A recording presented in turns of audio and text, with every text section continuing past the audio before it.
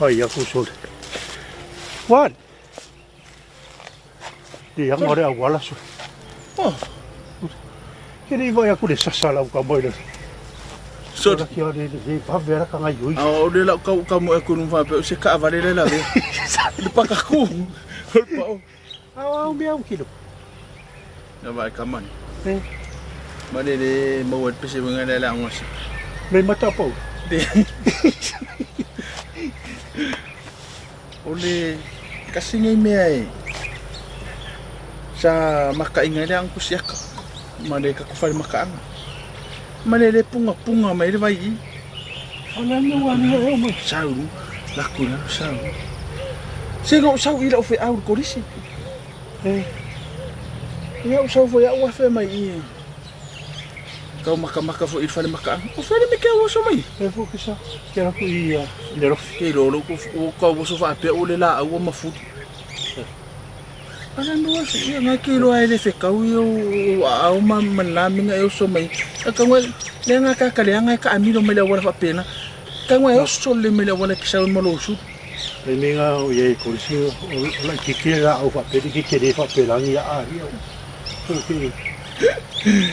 Le ala ngo sau ye ko lo ka maka. Ya malisinga. Ya. O sau fo ya o ke fia mala mai le ang ko sia. Ya marka ko fale makaanga. Ya. Le la ko su el puli. Bang yo. Ha. Ka yo.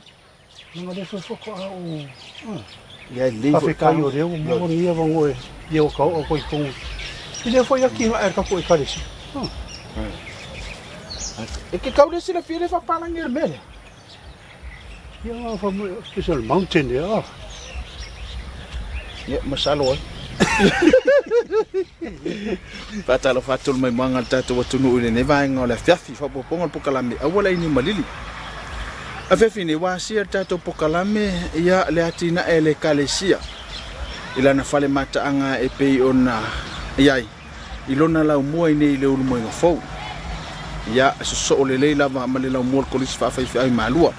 Tasil ne atina ta wale kalesia ele ngata o lota o to inisio vai ngata o tala fa solo pito.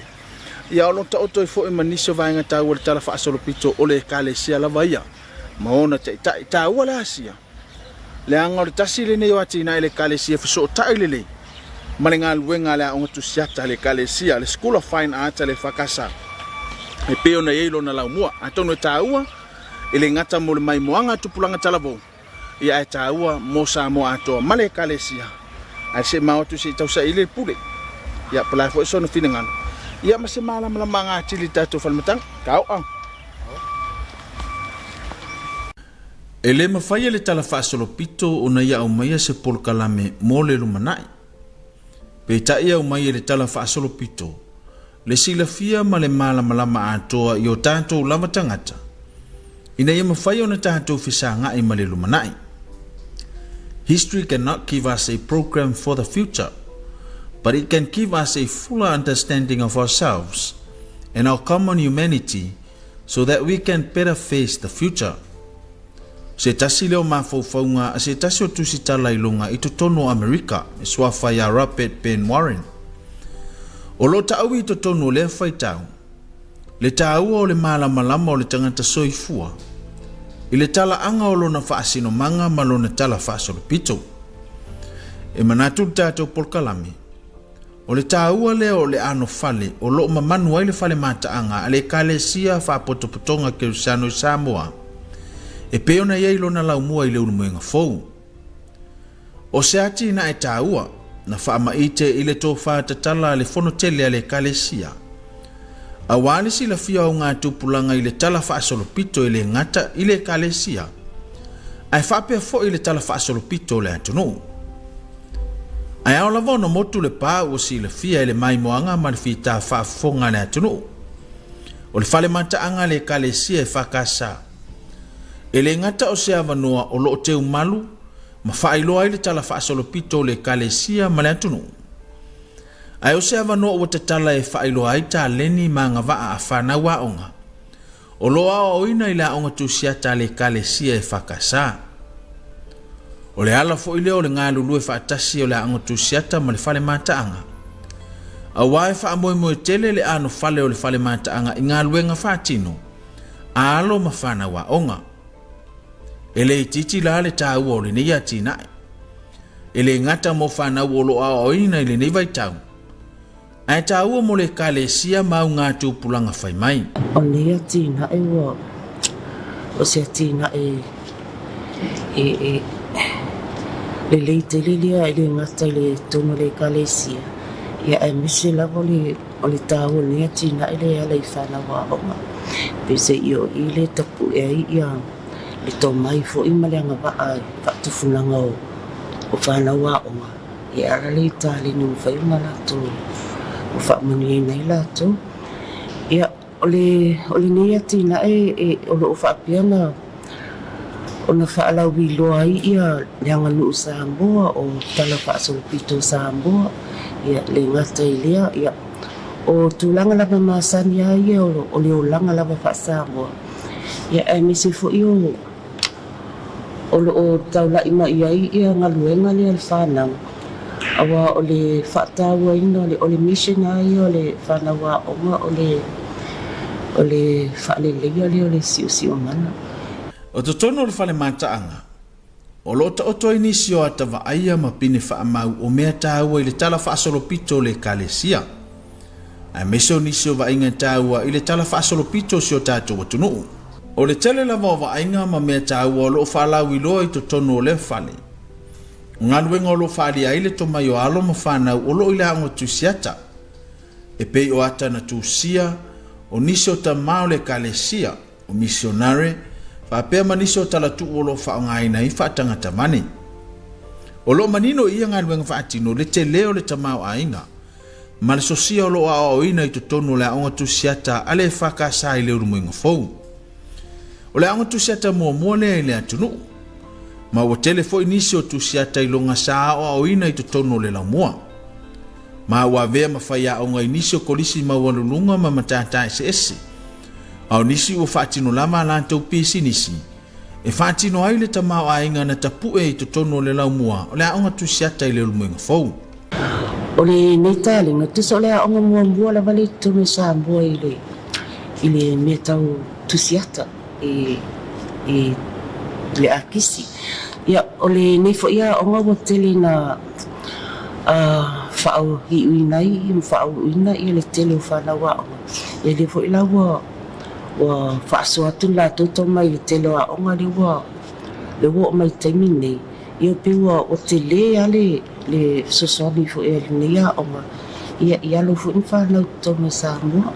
Ia o le a onga nei a le kalesia se a onga muamboa le tono Samoa me tau tusiata. Ia na whaawaina mai lava le a onga ia e mo ia nawa i tau i le iaini ni whatangata wlangi me wapena. E sa alu lava i lungo meo whaalingo mawhauwhango ala iata ma tūlanga wapena. O le telefo i o tauwanga pe sa avitasi a le aonga nei lasi. Ia whaasolu mai lava ina o whaile aonga lea le fine art. I le nefo i vai tau ni i le whaalau i loa ina lea maso i lava mal museum lea. Ia wate lea le tō mai ma le anga waa foi. Ia wa iai foi ia vaenga foi le sosoani. Ia wa o lo whaapea lava na sosoani me le kale si e whaatupeina le o neo materials fe le whaongai nei tameti. Ia le tau mai le wa i tameti le vitamine. Ia e mawa e foi le mawalunga o le silafia ma le iloa. Ia e ala foi le whaatino ngā lato ngaruenga. Ia e fua lava i mata upu ta tasi lo whaapena lato tau abienga i le ngata i lea. Ia o le lato silafia fo i le whaalelenga o le siu manga wa o le sili tu tau tonga la onga. Ia lato silafia le tāua ma whaataua ina siu manga i tonga tato atunu. Ia o le o tu umaya. Ia lo whaapea fo ina o i whai lato suenga na ia lato mata upu is whaateta inga o le Samoa matulanga whapena.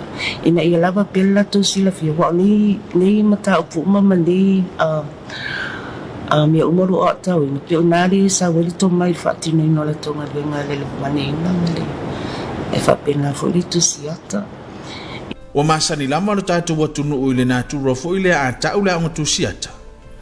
Ona fa pela vale na o tu singa la vole anta.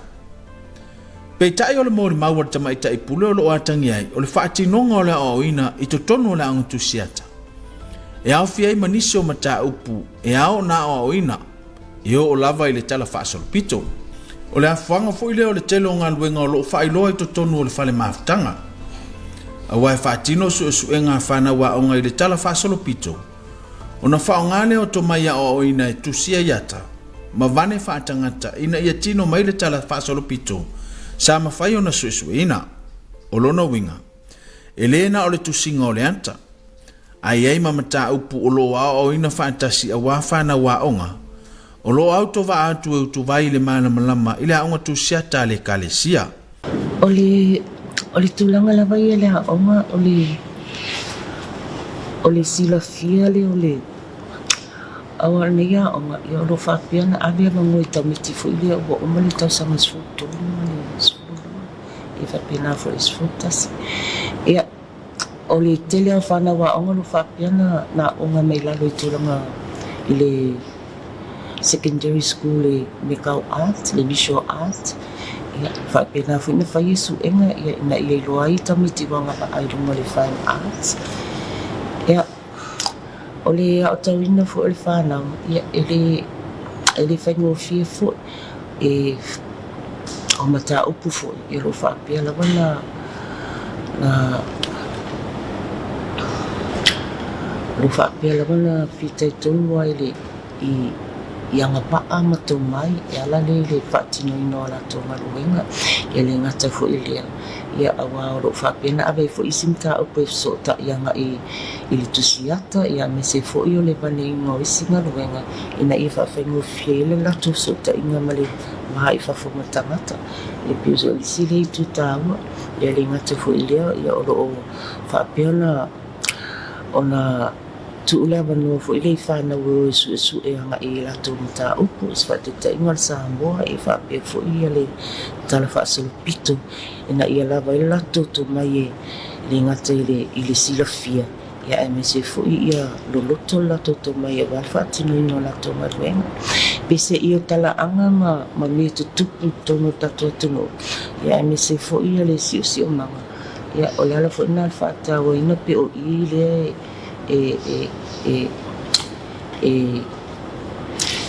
e fa tuputele ina ile lato to mai ile ngate lato sila fie le fatino no lato ngale e por fa ali mo fu lato ma fo mai la lato su e ma tu mala E pese i e fa tau va ai le nga luenga mo me lo ngosi le to mai fa tu siata o lo ia ile fa le matanga petai e te lelo na taua awa o le isi lava lea mautau ave o ngaluenga whaatu siata. Male vane ino whaatangata. O se ngaluenga e mawhai o na whaasau ina ile si o si o manga. E le ngata i mea whaitino e whaonga ina e tusia ile anta. Ai mawhai fo i o na whaonga la pisi la fwa i e toi whausia i se isi vainga. E sili antu o na tāua. O le ala fo i leo le nau peo whanau e whaau au le ngaluenga o lo whaatino. Ma o le tele lava o ngaluenga i le whale mataanga.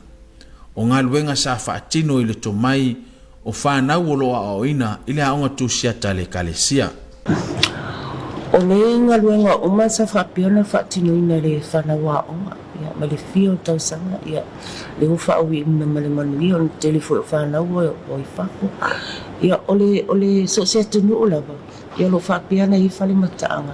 Ia, mo le sila fia ina ia teu le iei whaamau maunga le ngatai tala anga fo ole o fono mi fa pena i tono le kalesia ya ai mese lava o tulanga le i tala anga fo i se utato atu o ya le i fa mau mongo tala fa sol pito ya mese fo yo o ya onisi ava nga e lo fa pena i fa mau mongo i tono le museum nei ya o ngaluenga fo ya e pion si la tu fo yo lenga luenga o lo fo tau sanga o o te tonu le museum ia o le whaatawa ino ni ngaruenga ia ono le nei aonga ia e unique la walona ia le tula mai fu ina ia o ngai tona Samoa ia wa o ngaluenga le ia sea ia va ai inicio fa mataanga po ono le to mai le wa ye le fana wa o nga e lo ia o le me fo ile na laina wa ai fo sto fa ile e sunga fo i o ro taina ia le stato iglesia fo ia ela fo nei fa le mataanga ia o se tu ta wa telele ia lo fana uri ele ngata i se tatu atu no ami se fo ia lo fana ule fa ia awa fo ila wi fa la wi lo ina la totale ni ia wa o le situ ta wa le ia o onga ele ngata ngal we ma fa ia la tom ta upo ya ta wi nei la to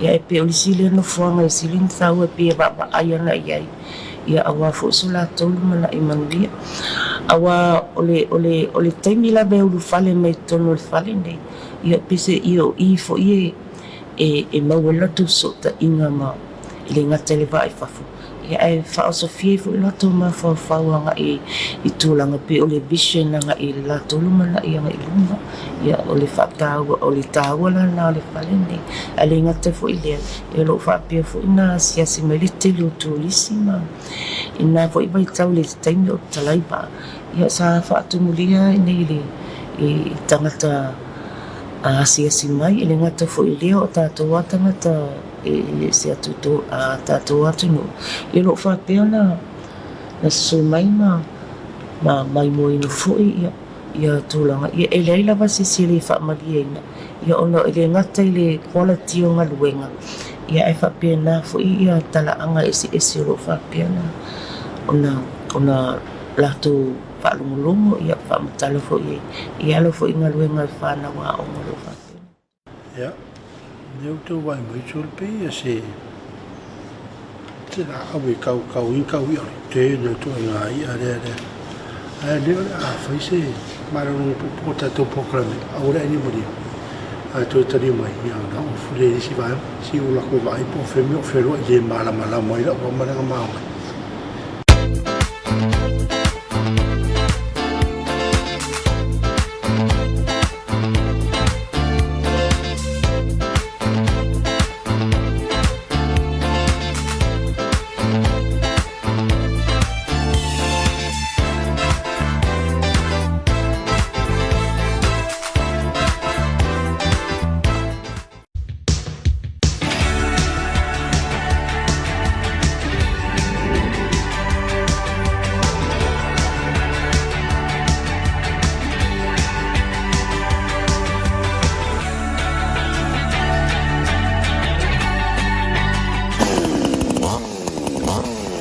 Ngayon si ikaw ini mereka akan lepas. Tidak.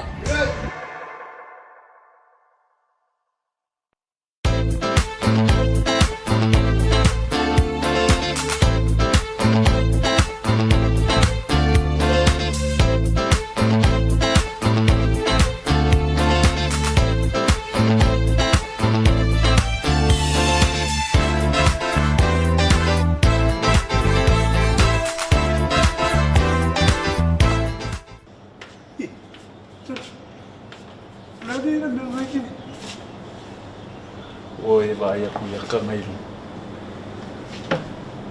Ma ngayon kusing. Lele ka sa ngar puli. Ben fenga mai moro wakai kusi e ku pikon. Ya, ele to tari mo ta to po kala ora ini Malili. Le na fa solo le. Mano tang masi fa mala mai isi sole. Ia me tonu le o lo te va tele o tai. Soli nga ka yo ele ka le sie. Kai ya o se kai mi ku iso. Ai sao. Ya aku muai kau fikau ya ku unungai. Ya ka po ek so ora ku pure si me fa po. Ya, ai. Ile toita liu mai o le tātou po kalame. E tāua mo le silafia le so o tanga o le atina e o le fale mataanga le kalesia. Ma le aonga tusia tau lo o lātou e whātou tonga nisi o vainga tāua. E to tono o lea fale. O le taimi nei, ua tele ina mautu le o ino whanau le aonga. E le ngata ua mautu i tūlanga o mata upua o aoina. Ai ua mautu fo inga luenga whaatino lo o aoina ai.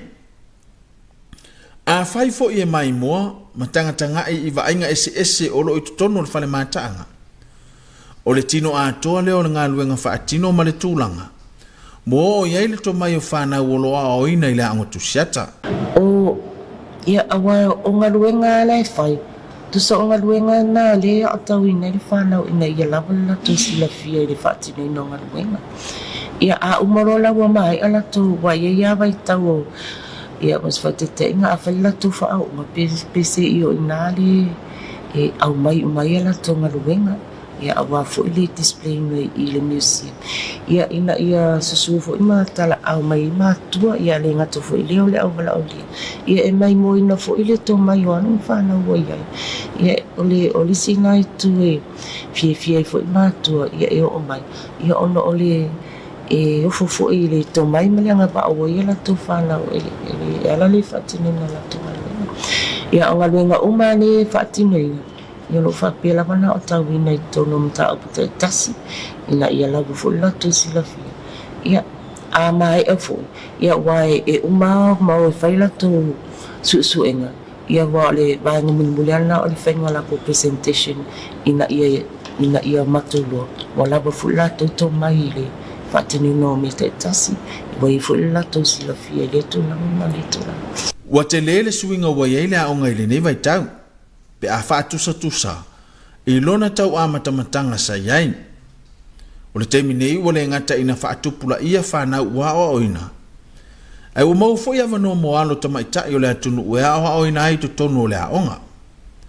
Sa a mata o na tau a afia le numero o whanau a onga ina ua afia i le whama i o le Komiti. Ma ua whaititi ai le aonga i le teimi nei peitai. E iei le tali tonu ngō le ama whai o na toi foi i le tūlanga masani. Awa o lea ua toi te tala wawao na matua pangati ai a onga le whanau. E ui le tele o lui tau ma whaafi tau leo lo whasanga e mare sunga le tamaita i pule ma whai a onga. Ai maise o whanau a onga. Ai o lo wa aia pea suinga le i le alu i lumo o to mai manga wa. Whaatu siata ma wane whaatangata. O lo iai i whanau. E peo na mōri mawina i wa ainga ese ma le mātango fie. O lo mawhai o na whaalau i loa i to tono o le whale mataanga le kalesia. O se tūlanga le tele ia i la o mai tau i marifia tau sa o tele whanau whaamani tele fo i whanau o tele amuna o mia mai whafoia lai i le whaatinu ino nisi fo i o la o pisi nisi e whaonga i la tō tārenga i le ngata fo i lea o whanau o whaapiana wha i uina me le MUS ia ono le tō mai lava nei tārenga ia o le ala fo i lea le whaawau pia ina i mwhai ona to e fo i mai e whaalea o ngam tō langa whaapiana ia o whanau a ongolo i nei ia o le tūlanga silina whaafifie nei fo i ia songe whea onga ni se volo le tangata o le nauta inga lava o i lato ina ia mau i lato lito mai mina lava ai lato e whaatinina fo i o tālengi le ngoi ai ia waile ina se tasi se tālengi lo whaapiana whaatinina tūna le aonga ia e tūlanga ese fo i ia tele noa i o mata au tai tasi lo whaapiana au tālengi tūna le aonga nei le ngata i tusiata o le vaneina i whaapia fui whaonga ngā sima ia o whaonga ngā tioata ia o le o tele lava o mata au pune ia pese i o le tufo ina lo whaafia nei whanau a onga ia ona ua mawhai ona lato loa ona whau se mea pe o iei fo le lato sila fia le whaatinina ngā le ngata i tasi tūna ia o le si fo le tua e pese i o le whaatupelina fo le langa sua o mātua nei o lato warumpa o le Maio fo ile i tōlanga le wai la tōtōnga le aonga. Ia ia vai taimi e tō tele a le aonga. Ia fo i vai tau talua le vai tau ni le whaamai. Ia pese i o whaititi e le aonga o lo tōlanga i whaafita auli ne. Ia a o mata o pua ia ma le silafia ia a me se fo ile loa whana. Ia lo whaapela wan whaatu tele ina le lato to mai alai tulanga ese. Ila amatanga mai o le whale mātaanga. Sa wa aia le tele o ta whaonga ma mai moanga sa mawhai o nā asia. Pei tai, ina wa tūlai mai le wha mai, sa matua o ai le whale mātaanga i se tūlanga pangatia. Ono o sea, ma ua le ai fo ini tūrisi e mai moina. Ma maua le avano e whaata wainga luenga whaatino o whanau. Kitau li te lele iai nei ono mai ale whaama ilo le Komiti pe o le ini tangata fo i a solo mai e pe mai fo i muli mawina ia tono le whale mataanga ia mese fo i o awa sa lelea manuia na mai tau ia talua whaafitau ne wei pe wa le aini tangata fo i le asiasi mai ia le ngata fo i le e o ai tātou tangata ia o le aia ni se toi o mai tono le museum o le ala fo i le o lota fia o to o mai fo i masu mai mtala mai a ia ona o le sile tu tāua e whaalawi loa toi fo i ia lo whaapea la mana tala le museum ia o mbole sila fia fo i le malula tumo ia o le tele i o ngaluenga nai whanau ia ele ngata fo i lea ia o ngaluenga o lua fo i tau sanga ia o lisi ngai tu tāua i tono o le whale mataanga ne ia o lo whapeona mau e lava ngaluenga e o whailangi fo i toi fo ia e mese fo i o lo whapeona papa au i whafo ia malala i whafo ia lo whapeona mo ni mauwina peala to ngaluenga ia wa o le tāleni ne ia o se tāleni li au mau e tangata umole o so se atunu o lava ia so se atunu fo o le tāua i o whale mataanga o le ala fo i o se fifianga tele fo i le mato ia ona o mawhaiona whaatinoina nei whale ia wa sosoani tele le i ngaluenga le whanau ia mese lawa tono a onga i le ngata le o ino whanau le poto man to mai wha i le whaatufunganga le o lato e ala i mea taulina e mese fo iso se matatala ia e wapi o i le whai mato o manga ia po o sulfa inga fo ia wale whaina wiboa ina o lato ngaluenga ia o lisi le tu tāua wa tawhiawhia lawa o whaile nei whale ia pese i o i le ua whai ma sufa inga le ngata i whanau au ia e pe ua maua inyo o whaasofia i fo i lato i si tūlanga le leia ma whainga lato o te pe o whainga o lato pese nisi wale te le o whanau le wa i ule lei o whai lato pese nisi o whai lato art gallery o whanau uma i nga atau tu nei ia lewa tofua onga wa whaia onga o sawa i o polo o le tāua ia neia o nga pe wa te lea to mai wa whaasoa tu fo isia onga ia o whapena fo ina ia au la o wale muni mau le te lea o le tāua le a onga nei ia o na o whapeana whaasafua tu e tua le to mai ma le anga wa ia ai o sfifianga tele ia o le whale nei ia pese i o le whale nei o whai ma lui tau fo ile le whanau a onga ile nata le whaatinoina ia ale lui tau mo i lato o le anga i mai lea i le whaalawiloa ina i poa fo istu langa i tauna o i lato soifu au nei ai me se whailua ina lato tālenga O le mea iei le loto e iei lava le awala e whaiai a tono o le whiau tāua le mo tupulanga lalwao o Samoa ma le kalesia o au o loo nā tia ai le tāleni o le tusiata ma le vane whaatangata o lo te lele a manoe mawhai o na whaalau te le ai le isi la asanga o le tāleni e whaamata e whaatau vaai le vaai ai o se tāleni mawhai o nā tia e ai ainga o le nuu ma le kalesia a whai o lo ta oto i to tono le whale mataanga nisi o ngaluenga whaatino a nisi o whanau sa o ina i la ango tusiata ma uai umanuia lo lātou tau mawhai o lono winga o se pine wha maule e whai malu i mo niso o ngā tupulanga le kalesia ma le atunu. I le tāua o le wha lau tele o le tomai ma le sila fia uai ai. mai te tala fo ile ava no mole lumana i manuia. Be a whai tātou te whinau ma whilinga e tui ina ia matala. Whautuanga lava iai. I along whanau oro whapena i nei tāleni. Ia.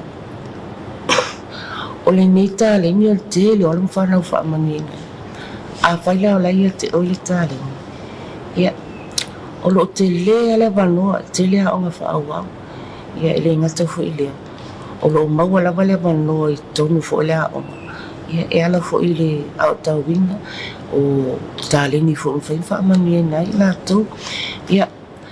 O le tūlanga lava ia ile nei fo i waitau o le whaatūtū ngata. Ia malili mawhauwhauanga i luma le lātou fo i luma nai. Ia o wai ia isi o lo whaapea. Ta fia tusiata, ta fia alwa o ma. Ia ele o iese ngai o inga. Ia o le ala fo i lea le mo fo i se luma nai manu lātou. O na o manao. Ia ele mwhaino mai whaatino. Ia au le whautuanga lava ia. A whaia wa esi la fia lo ia o le tāleni. Ia o lo te le lava le avanoa e mātou te suswani ai. Ia e whaaua wai le tāleni. Ia awa fo le sila fia wa o le tāleni. O se tāleni e le ia se tāleni pito i sili na whaamani e nairi ia.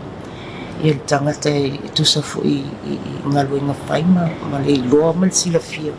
Ko e lātou. O le nau ta inga lava ia ina ia whaonga tau le tāleni whaapena fo ina mai e le li ia te otu.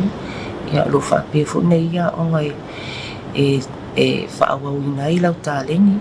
Ia te le fo ila manoa. Ia i le ngata i nei. Ia lo whaapea fo ina isi ia o ngā Ia awa lava le tau mawhainga le awa ia se lumana i manu ia. I alo ma whanau fo i tono se tatonga tunu. Ia ai talusana ina pia. Ia a whai olo e fia maua se awanua i tono a onga. Ia mesi fo olo whapea whamanini o i tāleni. Ia olo te le lava le awanua e so mai. Ia tatala noa. Ia wha fo i tūlanga e tauna iai. Ia wha e te lea ia whamanianga. Ia e mwhaina e maua pe a whai o lo iei tāleni ia te o tōna ro fia maua se awanua. Ia ai o lo iei whaafita auli. O le whale mataanga e lua o na vaenga te tele. O le pito lo ta oto ai le tala whaasolo pito le kalesia. Ma le isi pito lo ta oto ai nisi o mea tāua le tala whaasolo pito Samoa. O lo ta oto fo i to tono le nei whale nisi o lo minga o le tuspa ia ma tustusinga nisi o tamao le kalesia. E tāua tele mo le mai moanga le atunua e mese o alo ma whanau. O lo ia i fo i le nau ta inga o le sunga le tamai te pule ma le whale mataanga. Ai mese o le ango tusiata. Ina ia fausia se isi whale tusi i tuaifo o le whale mataanga. Mo se avanua e sanga sue a tili ai alo ma whanau. O nga tusa foi le toi tatala o tua oi whaavao malo. Ai mese o le malanga mai o turisi tafa whaamai mo mai fafu. Mane tūlanga wo i eitau ma whainga na whale mataanga. Ina ia toi tatala avanua mo mai moanga. Ai mese o sue ngā alo ma whanau. Whai foi o na whaatino e alo ma whanau o le aonga. Whaafia fianga mo turisi ma whai o na awhea ma mai moina. Le nei atina e tāua le kalesia. O le pesele nei, mo i lato umala o whawhea ngai ma mea onga. Mai a onga la iti, i whaasolo mai a onga tūlanga lua umala tunu. Whaasolo mai kolisi ma walulunga le malo le ngatai leo a onga le lotu. A onga matata esi se ia pa ia universite o te lui oe. A onga o Samoana, olo mitanga,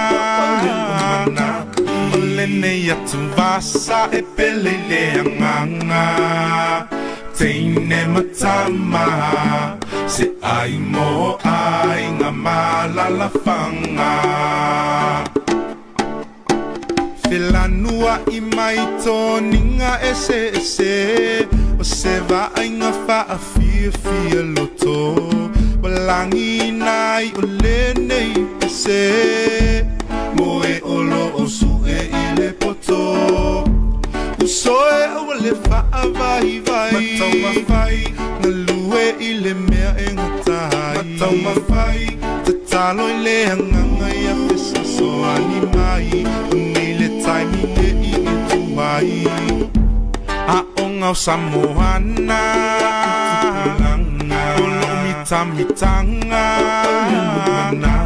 ole ne ya tu vasa e pele le hanganga teine matama se ai mo ai nga malala fanga se fero fangi ali allo famai e tu uia le taua imsa se ufina mai e su e so ofisa o le toa o le Pacifica yes o eu so ai o limita si ina iluli ma iluna awa ete fa amo alunga tango ile peni tu esele alunga fa amalo si na yesunga fesoso ni ie vai vai fesoso ni ie otama fai fesili pe afia hiloa tu I se ie tatala mai a onga Samoana olo mitanga ole ne ya tu pasa e pele le amanga teine matama so ori pio le afia le vaare sa va di film no so I video Or kala yopi. Yeah. O e mana malamba ngai ko kiki e fa sanga I le pepanga. Ole printing and text. so apa wir fare This printing machine. we don't fare le you fare Ya o isi machine ya. Ai le ungi afio ngi va ame. Mengai ka wo yo so e sila le. O fare makaanga e fa makala le machine mama. Ai lo sa wo kilo machine ke fai ka mo mo. me ari ka ko nga kai fai ka ya fa ko dong ye so ko vai me de sa ki pe pa so Ya o le meri sa printer. O le mera e fai ra ko. E ka ke vai fa nga ile maso ko. No le erva ka printing. Yo afu. Eu mo eu pepe man. Ya me sa fa nga. Ai wa ka wo. Ke singio me ka wo le kala fa so piko le kalesi. Ya me so le fale lo mkusi. Wa pe yo le kalesi le sa mo fe fa lo mkusi. De la ka. Al ka wo le fa makaanga. Wale fuwa maka po kala me wo su me fa makaanga. Ngo oilis ka ko le kalesi le ona le mala mana me ka. Al ka wo le fa makaanga. mo ka ka so ka de ma fa e ka u fo ya ma ao ko inga ngai yesu ke lo ko fa ngar ke mi mo ke ba ko ko ye ya ka ba Ke ko inga masingi a fa ngar ke mi. Ngor ko inga la po ngai o ya ngai wa ngai mo. Ya au ka wa ma ngai fa so ale sunga ko me kai pu. ma Wai PCI o le fare maka angari. E fa ko ngam fa ko siaka. Ku se pe e fa ala wi lo e la tonga ben. arcolis Koris ale karesia. Le ala e ku singo ka be si la ku. Ya ko ka ele kalesia ka ele ku. no fa ko ele tu tai pole o le kalisi ya le ku le piko yo o le malo A le sila va en ka. Kasi woni ya kinga le kalesia. E ka u mo ka ka lo ku mama le kalesia. So me mai mo. Ma vai fu i menga akia e ya nga kamare kalesia. Ia pila o ia masi. Ia nga kai deu ni so kuskusinga ma. E o asola. Ia musalo kim ka kedli ka ka fa nga bi e fa yengi me. Ia ka wulu pe ka kede i feola gaming. O lo ka vai masi ni ma ka fa ngofi. Ia ile fa ngofi e vol ka fa so piko ko fa. Ya ka wole aki na pa war fa ne ko mo pe ka wol ka kai to fa le tonu tem covid le yung tau le ina mai ya o salo lo te tala ia alama a ko mo la ka fu lo fa mita la ko e Aka wale mo mai mo ngale kale sia mana tunu. Tau.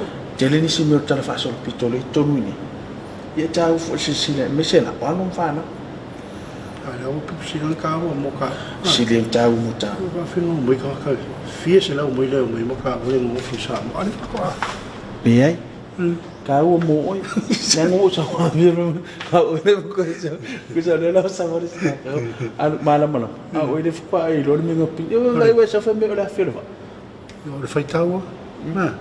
O ka mala le fai kau e.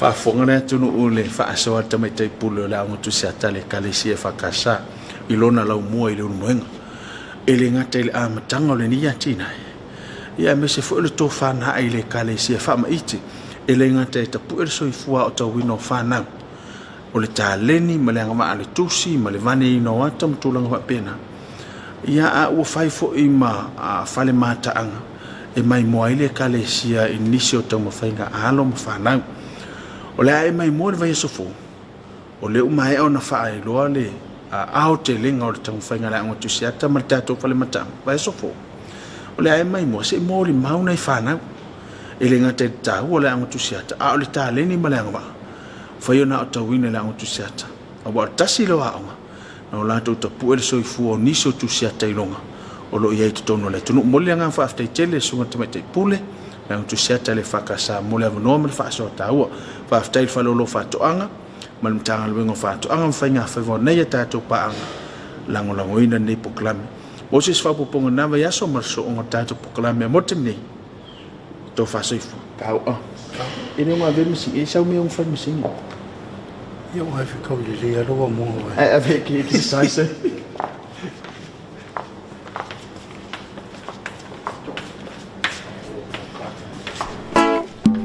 Aonga Samoana Olo mitanga Olene ya tuvasa e pelele anganga Teine matama Se ai mo ai nga malalafanga Filanua i maito ninga ese O se va ainga fa a fia loto Walangi nai o lenei ese Mo e olo o su e ile poto Uso e o le fa a vai Matau mawhai Na lue ile mea e ngatai Matau mawhai Te talo i le hanganga i a fesa so animai timing e tuai Aonga o Samoana Olo mitanga